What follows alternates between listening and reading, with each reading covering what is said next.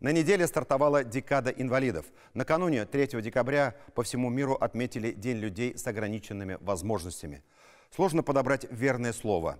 Отметили, думаю, звучит все-таки неверно. Эта дата была введена Генеральной Ассамблеей ООН с целью мобилизации общества.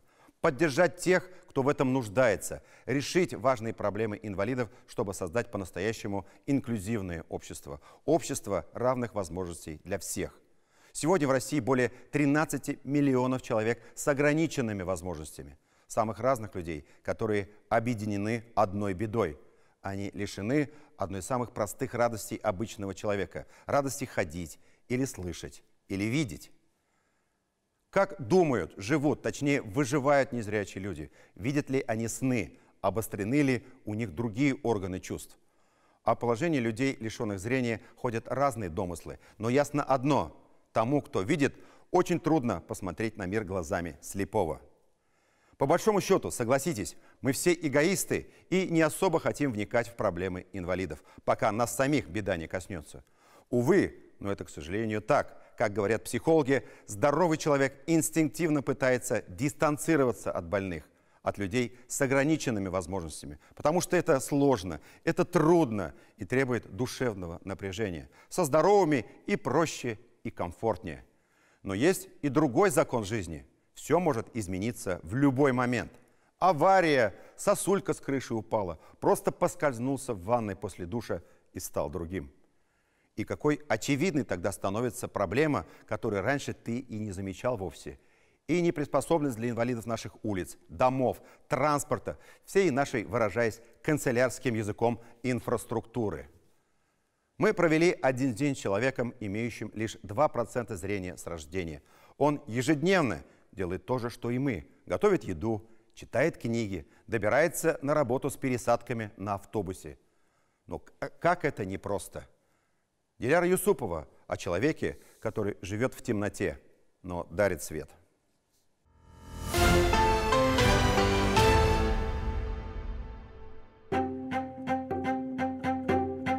Тому, кто видит, очень трудно понять мир слепого, того, кто не знает, что такое форма или цвет.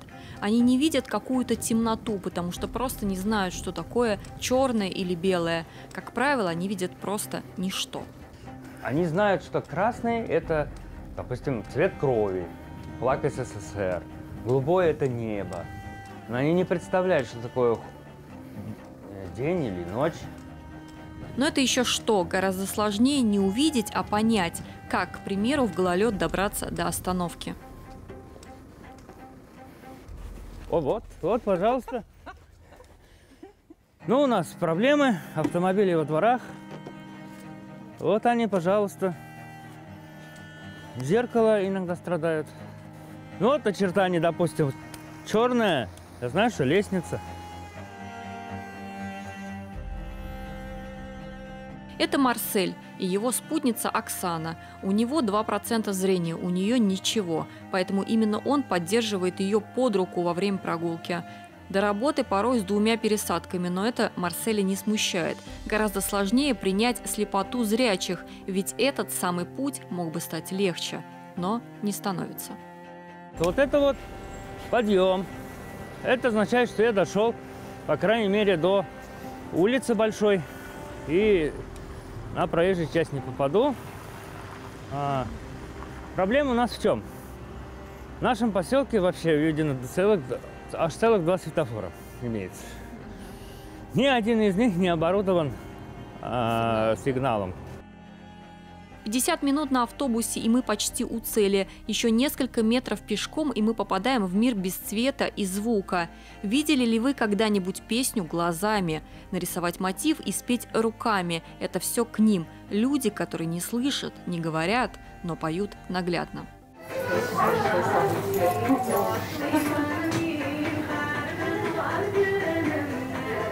Сунны пророка, салаллаху алейхи вассалям, где он говорит: «Я сделал вас разными народами только для того, чтобы вы друг у друга учились лучшему». Для них это тоже очень важно, что мы как один большой народ.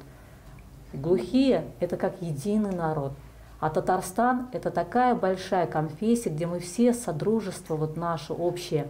На примере показываем именно нашу татарскую культуру. Центр изучения Корана Марсель работает здесь тифлопедагогом. Это тот самый человек, который обучает незрячих, учит их обслуживать себя в быту, ориентироваться в пространстве, навыкам чтения по шрифту Брайля. Вообще система Брайля, кстати, из 6 точек. 6 точек. Точка должна соответствовать клеткам. Татарстан, новый век напишем, да? Сейчас я просто покажу. Т, Н, Т, А, Т, А, Р, С, Т, А. Видишь, одна точка. Татарстан, тире, но, вы, а здесь В, Е, К. За спиной Марселя всегда сурдопереводчик. Они работают в 2 руки, или, как правильно сказать, в 2 глаза и 4 уха. Рядом Альбина. Она пишет песни и поет их, никогда не видя своего зрителя. Скоро у них благотворительный концерт, но это раз в декаду, а каждый день самые обыкновенные для любого человека вещи, а для них – преодоление. Вы представляете, как глухому вызвать скорую? Это вообще большая проблема. Вот. Слепой он может вызвать, да, позвонить, а глухой не может. Вот. Поэтому вот они добиваются, что добились в МЧС был человек-сурдопереводчик с помощью мессенджеров позвонить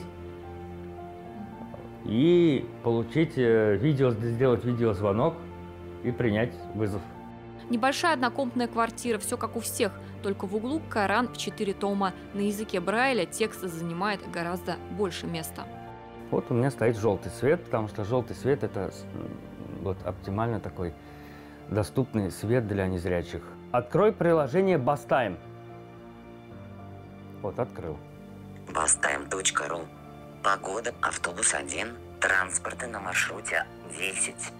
Заварить чай или включить стиральную машину. Он так хорошо это знает, потому что доверяет своим ощущениям. С супругой иногда толкаются в проходе. Все могут самостоятельно, но вот картошку чистят обязательно вдвоем. Пальчиками так вот стараюсь щупать, где-то какие-то неровности, срезать побольше. Она целую тарелку начистит. И, в общем... Он потом приходит и проверяет, все, за мной дочищает, и вот так. Он увидел Оксану по видеоролику, ну как увидел, услышал, а потом они встретились и больше не расставались. Такая история. Понравиться друг другу в их случае даже сложнее, чем всем другим. Важно не смотреть, а видеть. Как вы его себе представили? Ой, даже не могу описать. Ну, темненький. Так, Не скажу, что не очень высокий, я же его все-таки трогаю. так, ну, Поэтому... по ощущениям, да, уже Да. понятно где-то. Вот. Ну, где-то тактильное ощущение, где-то как, в общем. Вот. Они видят яркие сны, вернее не видят, чувствуют. Никакой картинки, только ощущения, как и весь их мир. И в этом мире держаться друг за друга совсем не метафора. Теперь они повсюду вместе. Так надежнее и теплее. А если вдруг их спрашивают, ну как же это, ничего не видеть? Не против посмеяться над собой. Я чувствую то, что вы видите, но вы не видите того, что чувствую я. Говорят, слабовидящие там пытаются, а незрячие... Слабовидящие сами себя называют просто недослепшие. Диляра Исупова, Дмитрий Шлемин. 7 дней.